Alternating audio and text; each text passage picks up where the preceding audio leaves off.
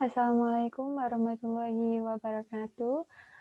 Di sini saya akan mempresentasikan RPP yang sudah kelompok kami susun untuk memenuhi nilai UTS perencanaan pembelajaran. Sebelumnya perkenalkan, nama saya Irma Suryani, NIM 2018 10603 11092 dari kelas Matkom 6B. Langsung saja, di sini saya akan menjelaskan RPP-nya. Di sini ada RPP kelas 9 SMP, semester ganjil, mata pelajaran matematika, materi pokoknya fungsi kuadrat, alokasi waktunya 2 kali 40 menit atau 2 jam pelajaran. Yang pertama, seperti biasa ada kompetensi inti, kemudian kompetensi dasarnya. Yang pertama yaitu 3.3 menjelaskan fungsi kuadrat dengan menggunakan tabel persamaan dan grafik. Yang kedua, 4.3 menyajikan fungsi kuadrat menggunakan tabel persamaan dan grafik. Kemudian ada poin C, indikator. Yang pertama, 3.3.1 menguraikan pengertian fungsi kuadrat, 3.3.2 menentukan titik potong grafik fungsi kuadrat terhadap sumbu X, 3.3.3 menentukan titik potong grafik fungsi kuadrat terhadap sumbu Y, 3.3.4 menentukan sumbu simetri dari grafik fungsi kuadrat, 4.3.1 membuat penyajian fungsi kuadrat menggunakan tabel, 4.3.2 membuat grafik fungsi kuadrat, 4.3.3 menentukan fungsi kuadrat jika diketahui titik puncak, titik potong, sumbu simetri, atau beberapa titik pada persamaan kuadrat. Selanjutnya ada tujuan. Di sini tujuan kami ada 7. Yang pertama, peserta didik dapat menguraikan pengertian fungsi kuadrat melalui penyelesaian masalah pada LKPD secara individu dengan tepat. Yang kedua, peserta didik dapat menentukan titik potong grafik fungsi kuadrat terhadap sumbu X melalui penyelesaian masalah pada LKPD secara individu dengan tepat. Yang ketiga, peserta didik dapat menentukan titik potong grafik fungsi kuadrat terhadap sumbu Y melalui penyelesaian masalah pada LKPD secara individu dengan tepat. Peserta didik dapat menentukan sumbu simetri dari grafik fungsi kuadrat melalui penyelesaian masalah pada LKPD secara individu dengan tepat. Yang kelima, peserta didik dapat membuat penyajian fungsi kuadrat menggunakan tabel melalui penyelesaian masalah pada LKPD secara individu dengan tepat. Yang keenam, peserta didik dapat membuat gambar grafik fungsi kuadrat melalui penyelesaian masalah pada LKPD secara individu dengan tepat. Yang terakhir, peserta didik dapat menentukan fungsi kuadrat jika diketahui titik puncak, titik potong, sumbu simetri, atau beberapa titik pada persamaan kuadrat melalui pengamatan gambar dan diskusi kelompok dengan tepat. Selanjutnya, di sini kami memakai pendekatan saintifik, strategi pembelajaran inquiry, model problem-based learning, metode drama, diskusi, dan tanya jawab. Oke, selanjutnya di sini ada kegiatan pembelajaran. Kegiatan pembelajaran dibagi menjadi 3. Yang pertama pendahuluan, kegiatan inti, kemudian penutup. Nah, pada pendahuluan sendiri alokasi waktunya kami memakai 20 menit. Kemudian pada pendahuluan ini yang pertama komunikasi.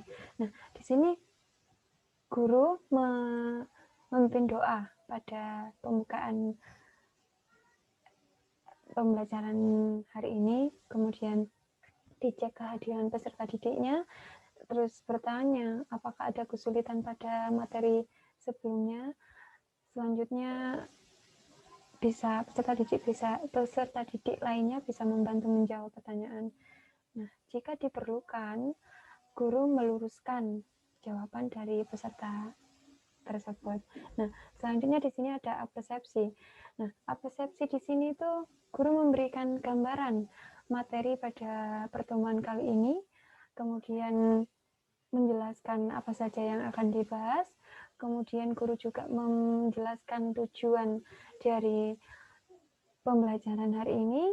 Selanjutnya, peserta didik dapat membuat gambar grafik fungsi kuadrat melalui penyelesaian masalah pada LKPD.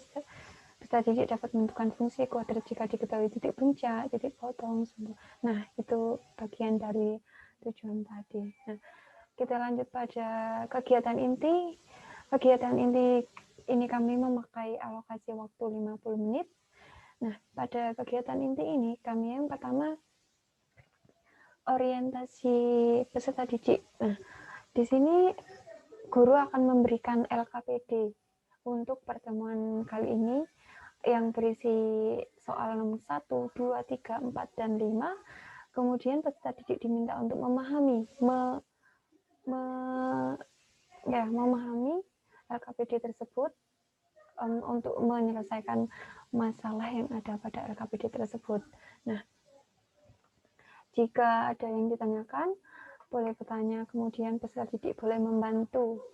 Jika ada yang perlu diluruskan, guru juga bisa meluruskan. Nah, jika sudah mereka mengerjakan nomor satu itu terkait dengan pengertian, kemudian peserta didik diminta untuk menuliskan kembali apa yang sudah mereka pahami tentang pengertian dengan bahasanya sendiri. Nah, selanjutnya di sini ada mengorganisasikan peserta didik. Di sini kemudian diminta untuk memahami atau mengerjakan LKPD nomor 3 dan 4. Nah, LKPD nomor 2 dan 5. Sebelumnya dibagi kelompok dulu, dan kelas itu kelompoknya terdiri dari 3 sampai 4 orang. Nah, diberikan LKPD, disuruh untuk memahami dan mengerjakan atau mencari solusi dari masalah yang nomor 2 dan nomor 5 dari LKPD tersebut. Jika ada kesulitan boleh bertanya kembali, kemudian mereka bekerja sama gitu dengan kelompoknya. Selanjutnya membimbing penyelidikan individu dan kelompok. Kemudian peserta didik diminta untuk melakukan eksperimen. Nah, menyelesaikan masalah pada LKPD nomor 3 dan 4. Nah, di sini mereka mendiskusikan bagaimana sih caranya untuk menyelesaikan masalah pada nomor 3 dan 4 ini. Seperti itu. Selanjutnya mengembangkan dan menyajikan hasil karya. Di sini kan tadi sudah ada kelompok, sudah mengerjakan LKPD-nya nomor 1, 2, 3, 4, dan 5. Kemudian mereka diminta untuk menyajikan atau menyiapkan laporan hasil diskusinya begitu. Nah, mereka jika masih ada yang belum paham bisa ditanyakan. Kemudian selanjutnya menganalisa dan mengevaluasi proses pemecahan masalah. Di sini semua peserta didik bermusyawarah kelompok mana yang akan mempresentasikan, perwakilan kelompok mana yang akan mempresentasikan hasil diskusinya di depan, kemudian untuk penyajinya satu kelompok saja, kelompok lainnya bisa menanggapi atau bertanya jika kurang jelas. Peserta didik semuanya harus ikut serta mengevaluasi jawaban kelompok yang maju tersebut. Kemudian kelompok lain diberi kesempatan untuk, ya seperti saya yang jelaskan tadi, bisa bertanya, menjawab, ataupun menanggapi. Nah, selanjutnya dari sini peserta didik diminta untuk aktif semuanya agar semua itu ikut terlibat dalam diskusi ini, seperti itu. Nah, setelah itu guru memberikan dorongan agar bisa berjalan kelompok, agar diskusinya mengarahkan bila ada kelompok yang melenceng, seperti itu. Nah, jadi di sini jika ada diskusi yang sudah tidak lagi intinya itu sudah tidak lagi tidak bisa dikendalikan. Nah, guru di sini bisa meluruskan seperti itu. Nah, di sini nanti semua hasil diskusi kelompoknya dikumpulkan kepada guru. Nah, sebelum itu jika masih ada yang ditanyakan boleh ditanyakan. Seperti itu untuk kegiatan intinya. Yang terakhir di sini ada penutup. Nah, disinilah peserta didik diminta untuk menyimpulkan materi kegiatan pembelajaran yang kita diskusikan pada hari ini.